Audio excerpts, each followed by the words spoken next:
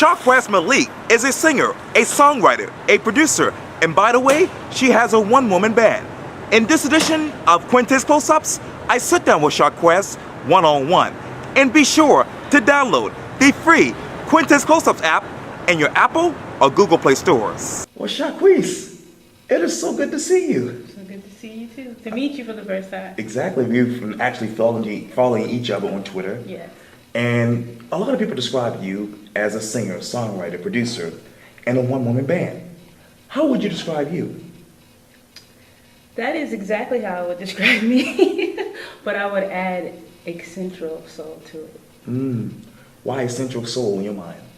Well, because I'm eccentric. I don't really have like a guideline to what I do. It's all from the heart and from the soul. And it's just all feeling, not necessarily mechanical. But it always has soul with it. There you go. Let me turn to community connection. You posted this on your Facebook page just on December 16th. You said this quote, "Today I learned how to look tall and realized I had an outfit similar to this in elementary. There's a photo of me with a bulky red sweater and black shirt sitting on the knee at church. But here we are wearing red for the American Heart Association. Hashtag Go Women for Red. In hopes of helping to encourage others to treat their heart better and to be heart healthy." When you think of heart disease and issues with heart, what goes to your mind? What goes through my mind is a lot of people my age and younger that have actually had heart attacks and not survived, actually passed away from it. And I think with Go Women for Red, Right. and them selecting me to be part of the casting call, Right. I think it's a good opportunity to help bring awareness. Because, I mean, you don't see it a lot in the social media, but, Right. you know, sometimes you might come across it, but no one's really sharing it, that someone in their 20s or 30s have passed away from a heart attack. Yeah, that's sad. So sad. The Tampa Bay Black Heritage Festival. Obviously, you were asking for votes. Why the Tampa Bay Heritage Festival? Why now, in your mind?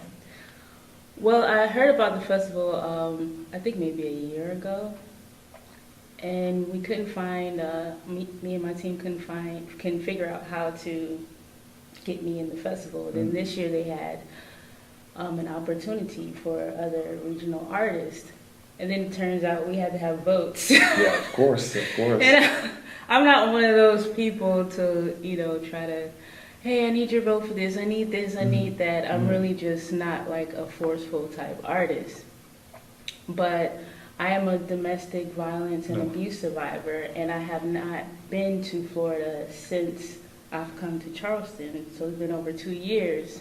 I said, well, maybe this will help me get through, you know, my healing process if I go back to Florida and perform there. That's not the city that I lived in, Right. you know, I just thought maybe it could help me and inspire others to get through their healing process for whatever is they're going through. Wow.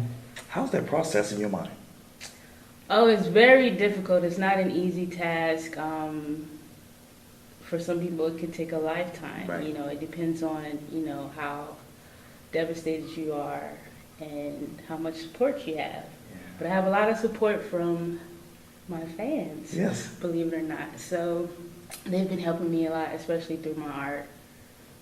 That's so amazing. And you talk about not being a forceful person as far as your music. You said this on December 4th. You said this quote, "If you watched earlier interviews and read online interviews about me, you might have overlooked my ultimate goals in my career. Never once have I mentioned wanting fame or winning Grammys. And recently I've gotten into filmmaking, but I've always said that I would make music for films and television. And to be honest, most music production I've created come from me subconsciously paying attention to scores." So what are those scores?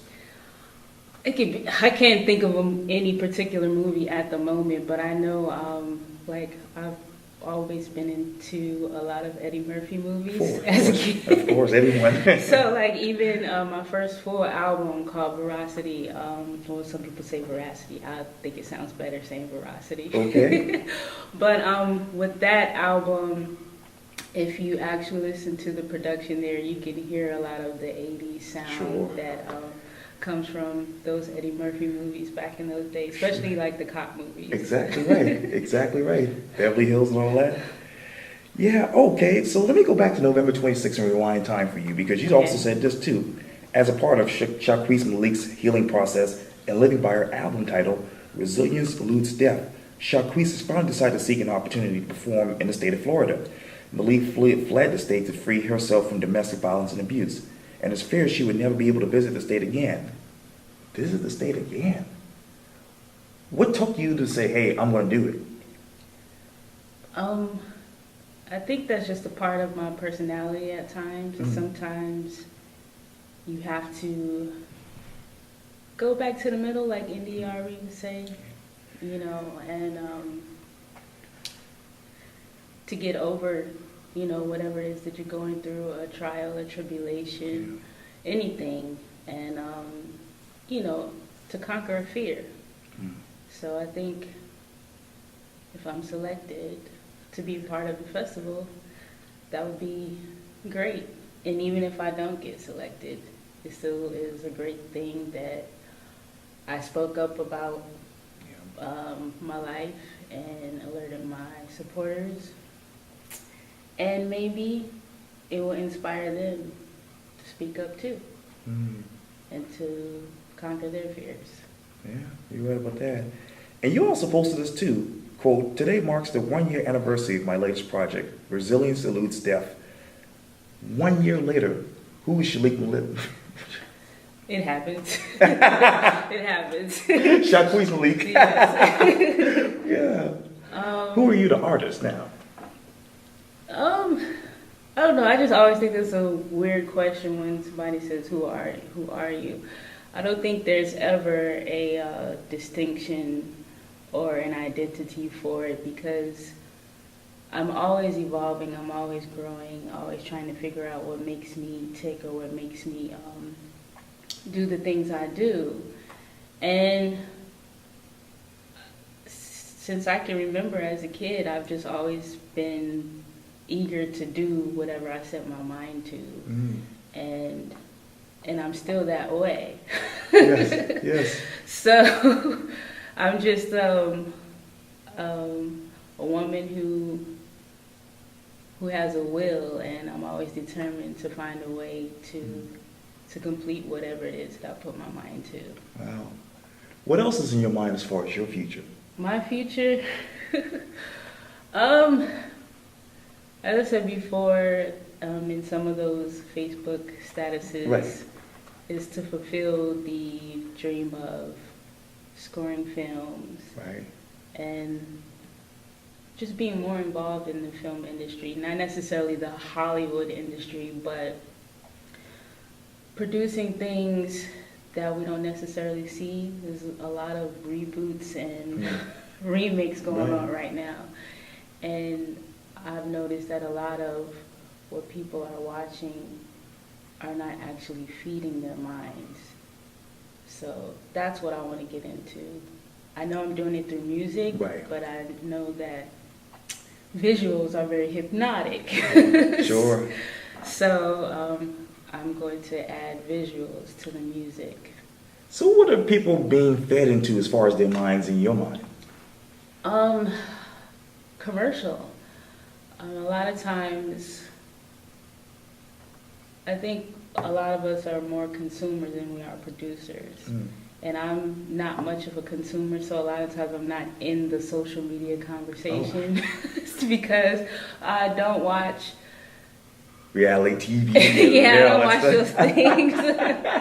I'm more about healing and getting people to the place that they're destined to be. A lot of times we have followers or supporters that are lost because there's not enough of maybe what I'm doing and other artists that are similar to me. And if there were more of us, maybe we could deprogram, you know, the, what's the word I'm looking for? It's just a lot of, you know, robotic things in the music and even in film industry. music videos. A lot of people are just hypnotized by, oh, look at the colors, and they may not necessarily be paying attention to what the lyrics are, Right. and they could be probably just bringing themselves down. And I just think that a lot of what people are being receptive to and not knowing that they're recepting all of this negativity is causing so much depression. There's a lot of music that may catch a listener, but is it helping the listener solve anything? So I just think it's just a lot of unresolved issues in art, which isn't helping the listeners. You talk a lot about music. Obviously, you've been a musician since 2012. What is the biggest difference between 2012 and right now as far as music in your mind? The difference that I've made in the people who listen to me, that actually keep me motivated to keep doing what I'm doing. A lot of times I didn't understand what I was actually doing. And sometimes I still don't until I get feedback from, a listener, somebody that I've touched, encouraged, and things like that. So it's just, it's a great feeling, and I think I do it more for the people and not necessarily for me to feel like I created this and I'm this, I'm that. It's really not about that. It's what am I doing to help other people. And I know that you've been in Charleston for 2 years now. Yes. What sticks out in your mind when you think of the Charleston music scene? It's not enough of me, people like me, people that look like me, doing what I do. Not necessarily the exact same thing, right. But I know I think I've only maybe seen 3 other women of color that actually sing and play the guitar. And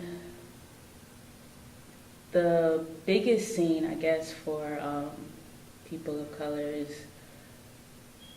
is the typical R&B sound that's on the commercial radio, and that's not what I do. Right. So it's just kind of hard, but I always end up doing things that are part of the community. I may not necessarily be on the so-called music scene, like, are you playing at this bar, are you playing at that bar? That's not typically my thing, and this is actually what I do for a living. So, a bar would not be suitable for you. Yeah, typically wouldn't help me pay my bills or anything like that. But and a lot of times it is kind of difficult to sing for people who are intoxicated as well. So, but I have sung in bars here. I have done some of the notable music venues here. But I think at some point when I can get into more teaching, maybe I can help the music scene as far as having more kids that look like me playing instruments. And that's really like a big goal of mine. Wow. So you want to go into the schools and teach those kids? Yes. Wow, that's amazing. I saw this quote on your website. It's kind of interesting to me, but it says this quote, "I may not be cute in every picture, but my music is scripture. I lead the people to a promise of self, to develop their mental wealth. Fame is to blame for the destruction in the game. I have no time to pick apart a liar's brain. Their forecast is always propaganda and rain. Their illumination doesn't bother me because I know who's fathered me and directs me to be proper me without a scholar's philosophy." So you say music is your scripture. So who do you worship? I don't actually worship anything. I'm thankful to the Creator who has placed me here, given me a sound mind. But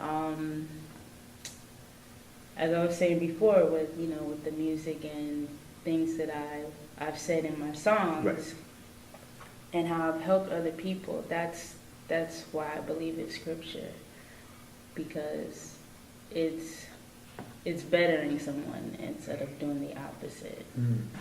Wow. And all of this sounds like it's poetry to me. I started out in poetry. Wow. Yeah, I started out in poetry. I actually did spoken word theater Right. in high school. But I don't do poetry technically now. Okay. I've had people say, well, do you do poetry? I'm like, have you listened to my music? It's all there. That's exactly. It's all there. Wow. Wow. So, beyond music and beyond trying to help people, who else is Chaquis Maliq? As in, When you take off that musical hat, who are you? I'm just a creator. Mhm. That's all I can say. Like, I'm always doing something creative or something that's related to art or nature. And I think nature is art too. So You right about that. Well, Chaquis Maliq, thank you so much for your time. I really, really appreciate this. thank you for having me. Thank you. I appreciate it. Thank you. Yeah.